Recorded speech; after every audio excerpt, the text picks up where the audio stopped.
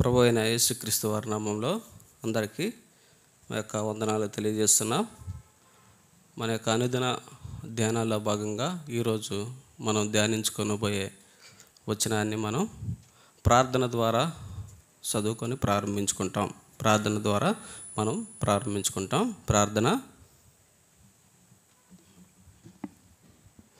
ప్రేమ నమ్మకం కలిగిన మా ప్రియ పరలోకపు తండ్రి, కృపా కనికరం కలిగిన దేవా, మీ మహాప్రేమను బట్టి కృపను బట్టి స్తోత్రాలు. రాజులకు రాజు, ప్రభులు అద్వితీయ సత్యదేవుడు, మారని మార్పు చెందిన దేవా, మీకు ఎంత వందనాలు. ప్రతిదినము కూడా నా తండ్రి మీరు నాపై వాత్సల్యత కనపరుస్తూ మీ యొక్క జాలి దయ కనికరాన్ని చూపుతూ ప్రభు నా తండ్రి ప్రతిదినము కూడా నా తండ్రి మమ్మల్ని రక్షిస్తూ కాపాడుతూ భద్రపరుస్తున్నందుకే మీ స్తోత్రాలు.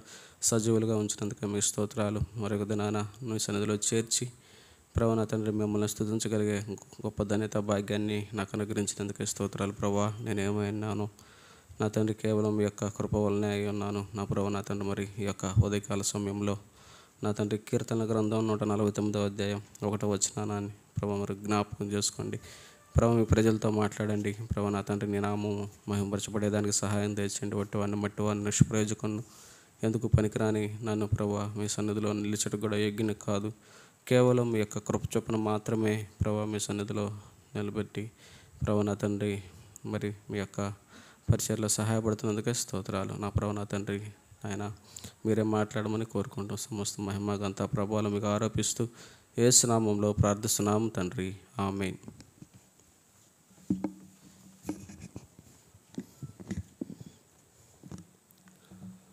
వేకప్ వల్ల భాగంగా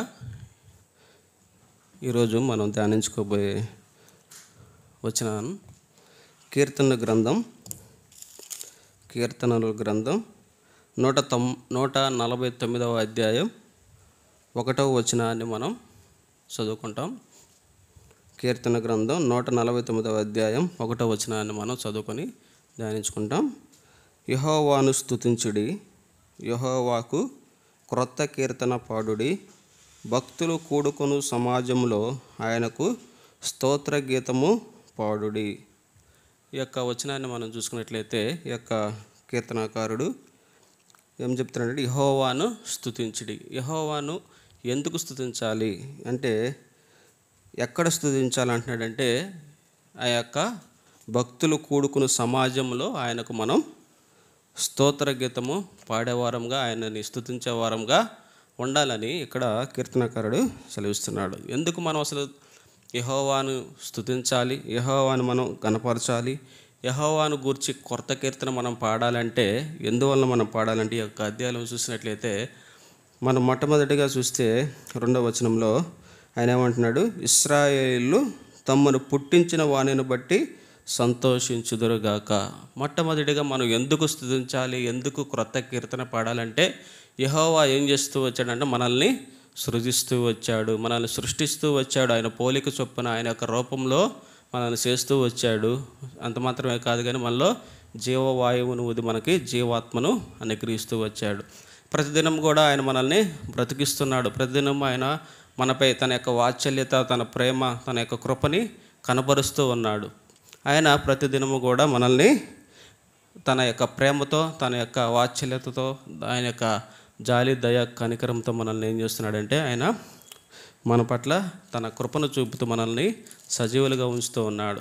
సృష్టికర్త అయిన దేవుడు మనల్ని సృజించిన కారణాన్ని బట్టి మొట్టమొదటిగా మనం ఆయన్ని స్తుతించాలి, ఆయనకి క్రొత్త కీర్తన పాడాలి. ఎందుకంటే దేవుడు మనల్ని సృష్టిస్తూ వచ్చాడు. చూడండి, చూసినట్లయితే పరలోక రాజ్యంలో యొక్క ప్రకటన గ్రంథం మనం చూసినట్లయితే ప్రకటన గ్రంథం 5వ అధ్యాయం 9వ వచనంలో మనం చూస్తే అక్కడ కొంతమంది యెహోవాను గూర్చి క్రొత్త కీర్తన పాడుతున్నారు.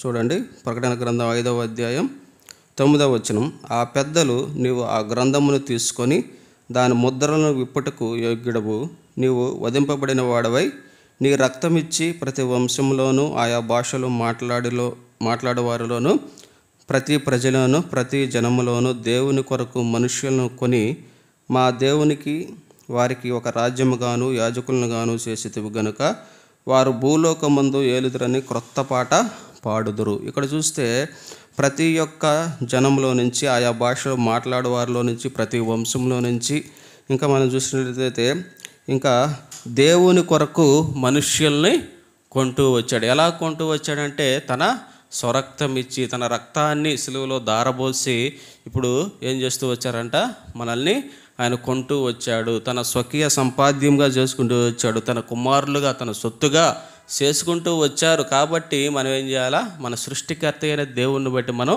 ఆయన్ని స్తుతించే వారంగా ఉండాలి. ప్రకటన గ్రంథం 14వ అధ్యాయం 3వ వచనం కూడా చూసినట్లయితే, ప్రకటన గ్రంథం 14:3, వారు సింహాసనం ఎదుటను ఆ 4 జీవుల ఎదుటను పెద్దల ఎదుటను ఒక క్రొత్త కీర్తన పాడుచున్నారు.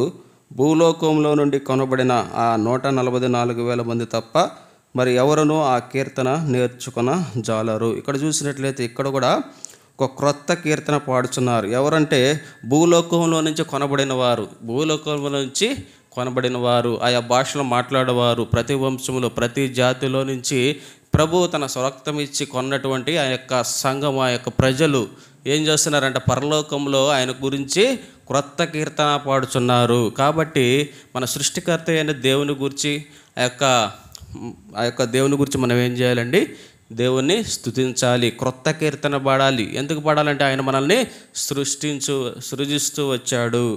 ఆ కారణాన్ని బట్టి మనం ఆయన్ని స్తుతించాలి. రెండవదిగా చూసినట్లయితే ఎందుకు మనం క్రొత్త కీర్తన పాడాలంటే ఒక 2వ వచనంలోనే 2వ భాగం చూసుకుంటాం.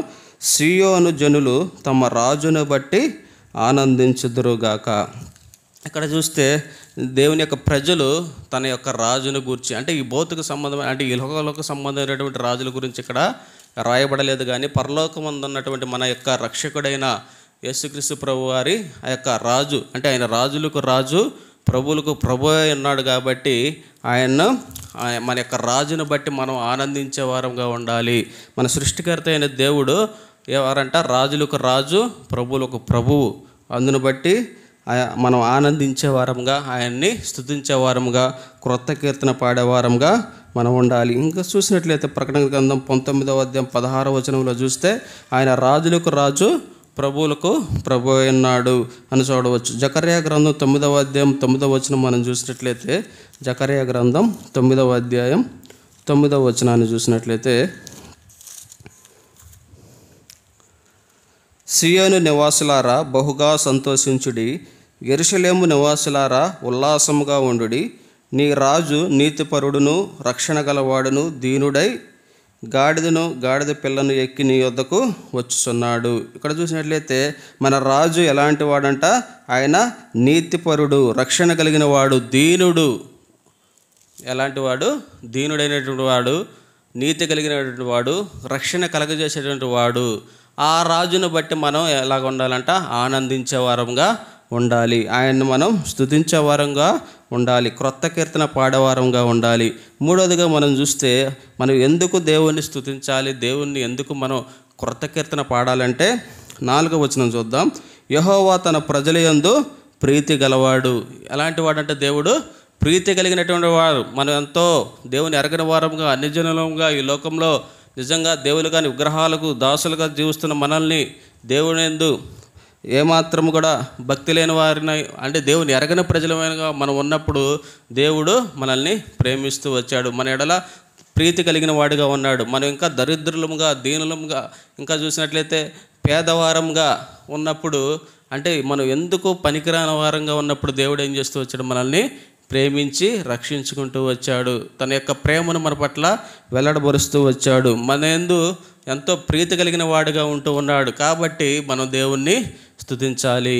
మూడవదిగా దేనికి స్తుతించాలంటే దేవుడు మన ఎడల ప్రీతి కలిగిన వాడుగా ఉన్నాడు. 4వదిగా ఎందుకు స్తుతించాలంటే 4వ వచనం 149:4, ఆయన దీనులను రక్షణతో అలంకరించును. ఇక్కడ చూస్తే రక్షణ దేవుడు మనకి కలుగజేస్తూ వచ్చాడు. ఏమాత్రం రక్షణ లేని వారం, అంటే నిజంగా దేవుడు మనం ఈ లోకంలో చూసినట్లయితే అన్ని జనులుగా ఉన్నాం, అంటే దేవుని ఎరగని ప్రజలంగా ఉన్నప్పుడు దేవుడు ఏం చేస్తూ వచ్చాడు, తానే మొదట మనల్ని ప్రేమించి మనల్ని ఏం చేస్తూ వచ్చాడు, రక్షించుకుంటూ వచ్చాడు. ఆ యొక్క అంధకార సంబంధమైన చీకటిలో నుంచి ఏం చేస్తూ వచ్చాడు, మనల్ని ఆశ్చర్యకరమైన వెలుగులోనికి దేవుడు మనల్ని నడిపిస్తూ వచ్చాడు. ఈ యొక్క లోకనాథుడైన అపవాది మన మనోనేత్రములకు గురుడితనం కలిగజేయగా దేవుడు ఏం చేస్తూ వచ్చాడు, ఆ యొక్క అంధకారాన్ని, గురుడితనాన్ని తీసివేసి ఇప్పుడు వెలుగుని మనపై ప్రకాశింపజేస్తూ వచ్చాడు, వెలుగు సంబంధాలుగా చేస్తూ వచ్చాడు, గొప్ప రక్షణ అనుగ్రహిస్తూ వచ్చాడు, నిత్య నరకం నుంచి తప్పించి నిత్య జీవాన్ని దేవుడు మనకి ప్రసాదిస్తూ వచ్చాడు. దేవుడు కలవరి శిలువలో తను చేసినటువంటి గొప్ప బలియాగం ద్వారా, తను సిందించినటువంటి అమూల్యమైన రక్తం ద్వారా మన కొరకై ఆ యొక్క కలవరి శిలువలో అంటే పాపులమైన మన కొరకు దేవుడి శిలువలో రక్తాన్ని సిందించడం బట్టి, తన ప్రాణాన్ని అర్పించడం బట్టి ఇప్పుడు మనము అంటే ఆ పవిత్రుడైనటువంటి ఆ యొక్క దేవాతి దేవుడు, రాజులకు రాజు, ప్రభులకు ప్రభు, పాపి అయిన మనుషుని కొరకు తన యొక్క పవిత్రమైన రక్తాన్ని శిలువలో సిందించాడు. ఆ కారణాన్ని బట్టి ఆయన మనల్ని రక్షించుకుంటూ వచ్చాడు, మన పాపపు శిక్ష తనపై వేసుకుంటూ వచ్చాడు, శిలువలో మన కొరకై గొప్ప బలిగా అర్పించబడుతూ వచ్చాడు. ఆ కారణాన్ని బట్టి ఆ దేవుడు మనకి ఇచ్చినటువంటి రక్షణను బట్టి మనం నాలుగవదిగా దేవుణ్ణి కీర్తించాలి. నాలుగవదిగా మనం ఏం చేయాలి? దేవుణ్ణి కొనియాడేవారంగా, క్రొత్త కీర్తన పాడేవారంగా ఉండాలి. ఐదవదిగా దేవుణ్ణి ఎందుకు మనం స్తుతించాలంటే చూడండి, కీర్తన గ్రంథం 149వ అధ్యాయం 5వ వచనాన్ని చదువుకుంటాం. భక్తులు ఘనత నుండి ప్రహర్షించుదురుగాక. తర్వాత 9వ వచనం చివరి 2 లైన్లో చూసుకున్నట్లయితే, ఆయన భక్తులందరికీ ఘనత ఇదే. ఐదవదిగా మనకి తన భక్తులకు, తను ఏర్పాటు చేసుకున్నటువంటి వారికి, తన రక్తం ఇచ్చి సంపాదించుకున్నటువంటి తన ప్రజలకు ఆయన ఐదవదిగా ఏం చేస్తూ వచ్చాడు? ఘనతను ప్రసాదిస్తూ వచ్చాడు. మనం చూసినట్లయితే ఈ యొక్క 5వ వచనం నుంచి 6వ వచనం నుంచి 9వ వచనం వరకు మనం చూసినట్లయితే ఇక్కడ అన్ని జనుల పట్ల అంటే ఆ యుగాంతమందు దేవుడు యేసుక్రీస్తు ప్రభువారు తన శత్రువుల పట్ల ఎలాగూ పగ తీర్చుకుంటూ ఉంటాడో, ఆ యొక్క దేవునితో పాటు కూడా దేవుని రక్తంతో, ఆయన రక్తంతో కొనబడినటువంటి తన ప్రజలు కూడా ఏం చేస్తూ ఉంటారంట? అన్యజనులకి, ఆ యొక్క శత్రువులకి తీర్పు తీర్చేవారుగా ఉంటూ ఉన్నారు. చూడండి, మనం చూసినట్లయితే వారు 6వ వచనం, వారి నోట దేవునికి చేయబడు ఉత్సాహ స్తోత్రములు ఉన్నవి. 7వ వచనం, అన్ని జనులకు ప్రతిదండన చేయుటకును, ప్రజలను శిక్షించుటకును, గొలుసులతో వారి రాజులను, ఇనుప సంఖ్యలతో వారి గనులను బంధించుటకును, విధింపబడిన తీర్పు వారి మీద నడుపుటకును వారి చేతిలో 2 అంచులు గల ఖడ్గమున్నది. ఆయన భక్తులందరికీ ఘనత ఇదే. మనం చూస్తే ఆయన ఏమి ఘనత మనకి ఇచ్చాడంటే ఏంటంట? అన్ని జనులకు ప్రతిదండన చేసేటటువంటి, ఇంకా ప్రజలను శిక్షించేటటువంటి, ఇంకా గొలుసులతో వారి రాజులను బంధించడం. అంటే గొలుసులతో రాజు అంటే ఈ రాజు ఏ రాజు అంటే ఇహలో సంబంధమైనటువంటి ఈ రాజులను కూడా గొలుసులతో బంధించేటటువంటి, ఇనుప సంఖ్యలతో గనులను బంధించి, ఈ లోకంలో గనులైనటువంటి వారు, గొప్ప పేరు కలిగినటువంటి వారికి ఏం చేస్తామంట? ఆ యొక్క ప్రభు వచ్చినప్పుడు, ప్రభు యొక్క బిడ్డలు ఆయన రక్తంలో కొనబడిన మనం ఏం చేస్తామంటే వారిని శిక్షించే వారంగా, వారిని ఇంకా చూసినట్లయితే వారిని ప్రతిదండన చేసేటటువంటి వారంగా, ఇంకా వారికి విధింపబడినటువంటి యొక్క తీర్పుని ఏం చేయాలంటే నడిపేటటువంటి వారంగా ఆయన ఏం చేస్తూ వచ్చాడంట? వారి చేతిలో, తన ప్రజల చేతిలో 2 అంచులు కలిగినటువంటి ఖడ్గాన్ని ఉంచి ఉన్నాడు. తన భక్తులకు అందరికీ ఘనత ఇదే. అంటే దేవుడు ఐదవదిగా ఘనత ఏం కలుగజేస్తూ వచ్చాడంట? అన్య జనులకి తీర్పు తీర్చేటటువంటి ఈ లోకరాజులైనటువంటి ఆ యొక్క రాజులకు, ఈ లోకంలో ఉన్నటువంటి గనులైనటువంటి వారికి, అంటే దేవుని ఎరగని ప్రజలకి మనం ఏం చేస్తామంటే ఒక దినాన ప్రభువుతో ఆ యొక్క ప్రజలకి మనం తీర్పు తీర్చేవారుగా, ప్రతిదండన చేసేవారంగా, శిక్షించేటటువంటి వారంగా, ఇంకా చూసినట్లయితే వారికి రావాల్సిన తీర్పుని వారిపై నడిపేటటువంటి వారంగా దేవుడు మన యొక్క చేతిలో 2 అంచెలు కలిగిన ఖడ్గం ఒకటి ఉంచి ఉన్నాడు. తన భక్తులకు ఆయన ఇచ్చేటటువంటి ఘనత ఏంటంట? ఇదే తన భక్తులకు ఇచ్చేటటువంటి ఘనత. మనం చూసినట్లయితే ఈ యొక్క 5 కారణాలు ఏదైతే దేవుడు మొట్టమొదటిగా మనల్ని పుట్టిస్తూ వచ్చాడు, రెండవదిగా ఏం చేస్తూ వచ్చాడంట? ఆ పరలోక రాజును బట్టి మనం సంతోషించే వారంగా ఉండాలి. మూడవదిగా చూసినట్లయితే దేవుడు మన ఎడల ఎంతో ప్రీతి కలిగిన వాడుగా ఉంటూ వచ్చాడు. తర్వాత 4వదిగా దేవుడు మనకి రక్షణ కలగజేస్తూ వచ్చాడు. 5వదిగా దేవుడు మనకి ఘనతను కలగజేస్తూ వచ్చాడు. ఈ యొక్క 5 కారణాలను బట్టి దేవుడిని మనం స్తుతించే వారంగా, దేవుని క్రొత్త కీర్తన పాడేటటువంటి వారంగా మనం ఉండాలి. కీర్తన గ్రంథం 149వ అధ్యాయం 1వ వచనాన్ని చదువుకొని మనం ముగించుకుంటాం. యెహోవాను స్తుతించుడి, యెహోవాకు క్రొత్త కీర్తన పాడుడి, భక్తులు కూడుకుని సమాజంలో ఆయనకు స్తోత్ర గీతము పాడుడి. భక్తులు ఎక్కడ కూడుకుంటారు?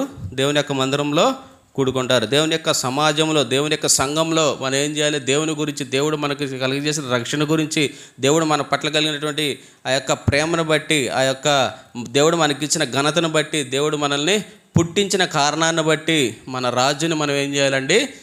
కీర్తించేవారంగా, ఆయన గురించి కొత్త కీర్తన పాడేవారంగా మనం ఉండాలి. ప్రతి దినము కూడా ఆయన మన పట్ల వాత్సల్యత చూపుతూ ఉన్నాడు, కరుణ చూపుతూ ఉన్నాడు, కృప చూపుతూ ఉన్నాడు, మనల్ని సజీవులుగా ఉంచుతూ ఉన్నాడు. ఈ కారణాన్ని బట్టి దేవుణ్ణి మనం స్తుతించే వారంగా ఉండాలి. దేవుడు ఈ వాక్య భాగాన్ని దీవించును గాక. ప్రార్థన చేసుకొని ముగించుకుంటాం. ప్రేమ నమ్మకం కలిగిన మా ప్రియ పరలోకపు తండ్రి, కృపా కనికరం కలిగిన దేవా, మీ మహాప్రేమను బట్టి, కృపను బట్టి స్తోత్రాలు. ప్రభా నా తండ్రి, ఈ యొక్క ఉదయకాల సమయంలో మరోసారి మీ పాద సన్నిధిలో చేర్చి ప్రభా మిమ్మల్ని స్తుతించే గొప్ప ధన్యత భాగ్యాన్ని అనుగ్రహిస్తూ వచ్చారు. మీకు ఎంతో వందనాలు ప్రభా. వట్టివాను, ఎందుకు పనికిరాని, నిష్ప్రయోజకును, నీచుడును, వెర్రివాడినైన నన్ను తండ్రి మీరు ప్రేమించి నా పట్ల మీ యొక్క జాలి, దయ, కనికరాన్ని, వాత్సల్యతను చూపుతూ నా ప్రభా నా తండ్రి రక్షించుకున్నందుకే మీకు స్తోత్రాలు. నా ప్రభా నా తండ్రి నన్ను సృష్టించినందుకే స్తోత్రాలు. నా ప్రభా మరి ఇంకా చూసినట్లయితే ప్రభు ఎంతో ప్రీతి కలిగిన వాడుగా ఉన్నందుకే మీకు స్తోత్రాలు చెల్లిస్తున్నాం. ప్రభు భక్తులు కూడుకున్న సమాజంలో చేరి ప్రభు మిమ్మల్ని కీర్తించేటటువంటి, స్తుతించేటటువంటి, కొత్త కీర్తన పాడేటటువంటి గొప్ప ధన్యత భాగ్యాన్ని ప్రసాదిస్తూ వచ్చినందుకే మీకు స్తోత్రాలు. ఎంతో ఘనత ప్రభు మాకు అనుగ్రహిస్తూ వచ్చినందుకే మీకు స్తోత్రాలు. నా ప్రభు నా తండ్రి ఈ యొక్క దినం నా ప్రభు నా తండ్రి మందిరంలో నా తండ్రి ఈవినింగ్ జరిగేటటువంటి యొక్క బైబుల్ స్టడీలో కూడా మీరే మహిమ పొందుతారండి. నిలబడే మీ దాసుని కూడా ప్రభావ మీ ఆత్మతో నింపి బలపరుస్తారండి. ప్రభావ అనేక మందిని మీ ఇంటికి తోడుకొని రమ్మని కోరుకుంటున్నాం. ఈ వారి కార్యక్రమాన్నింటిలో కూడా ప్రభావ మీరు తోడయండి, కృప చూపించండి. నా ప్రభావ నా తండ్రి శుక్రవారం నైట్ జరుగుతున్న గృహ కూడికలు, అలాగే శనివారం ఉపవాస ప్రార్థనలోను, ఆదివారం ఆరాధనలో కూడా మీరే మహిమ పొందుతూ రమ్మని కోరుకుంటున్నాం. ప్రభు నా తండ్రి వచ్చే ప్రభుత్వాన్ని కొరకు సిద్ధపరచమని కోరుకుంటూ ఇచ్చిన సమయాన్ని బట్టి మీకు స్తోత్రాలు చెల్లిస్తూ యేసుక్రీస్తు ప్రభువారి శ్రేష్టమైన ఘనమైన శక్తి కలిగిన నామంలో ప్రార్థిస్తున్నాము తండ్రి. ఆమేన్. అందరికీ వందనాలు తెలియజేస్తున్నాం.